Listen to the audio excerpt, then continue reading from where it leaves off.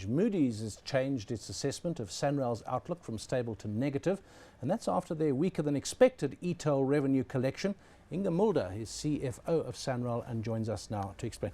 Morning to you, Inge. I suppose the heart of the matter is things were going quite well for you despite the opposition to e-tolling in terms of income until this panel was set up. And I think a lot of people out there saying, oh, well, this panel's going to be better and maybe we'll never have to pay our e-tolls again. And that has hit you.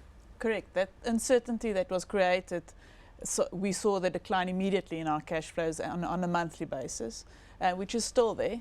So for us, the biggest thing is to address the certainty, get people to understand that even the advisory panel has announced that user pay principle is here to stay. So you are addressing your cash flow situation. How are you doing that? Is the bond issue next month meant to do this? Well, yes, like the previous speaker said, we've got 10 auctions for this year planned, 600 million each time. And yes, if the first one is not a good auction or we fail in any way, then it puts pressure on the next couple. But of course, the revenue has to come in to make sure that we can continue to fund ourselves and maintain our roads. Just explain, I saw a bit of confusion. There's a downgrade of a rating, there's also a downgrade of an outlook. So what has Moody's actually said here, and what's the practical immediate effect on you? Moody's has given us a negative outlook, which changed from stable. And I think if you go back, you'll see that 2 days before the panel was announced, we were actually put into a stable situation from negative. So we're actually back 6 months. It has also adjusted our basis credit assessment, and that was a downgrade by 1 to B2. So that has been brought down.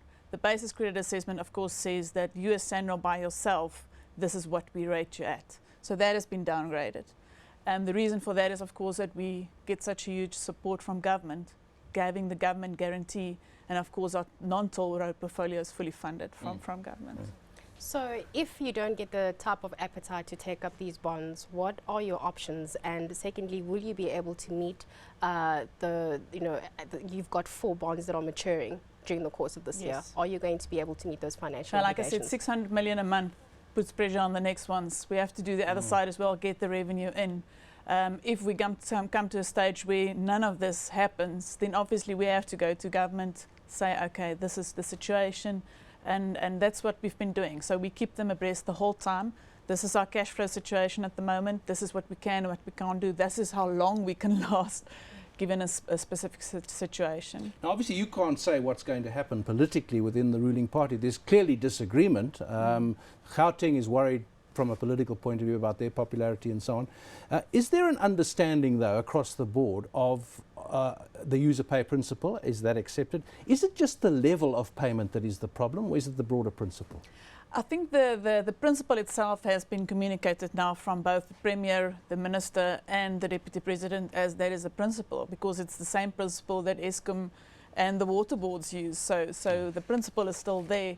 I think yes, we've addressed the uncertainty, and that the policymakers have to decide whether there is some relief or there isn't. So there is a technical team looking at the recommendations from the panel, where it hits people the hardest or who is suffering in any way from the tolling, and that is the basics. So that they have to make a decision.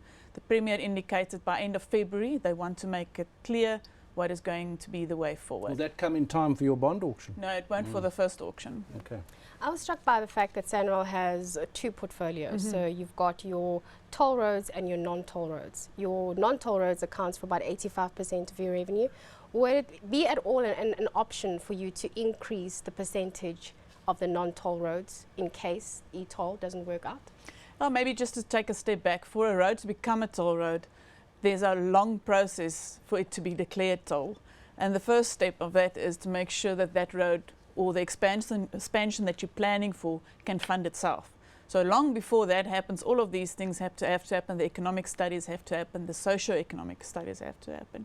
So before it's declared a toll road. In the legislation, it clearly states that Sanral cannot cross-fund, which means that the money I get for the non-toll roads cannot be used on a toll road, and vice versa. So that is a very clear ring-fenced portfolio between toll and non-toll. And then secondly, it's actually good to understand the bigger picture. If you think that South Africa has got 750,000 kilometers of roads, This portion that we're talking about is 200 kilometers. So that perspective, of which Sanral deals with 21,000, it's good to keep that in mind, to say if we make this 200 kilometers our main focus, we're losing 750,000 that still needs to be maintained. Wow. Well, thanks to Inge Mulder, who is CFO of Sanral.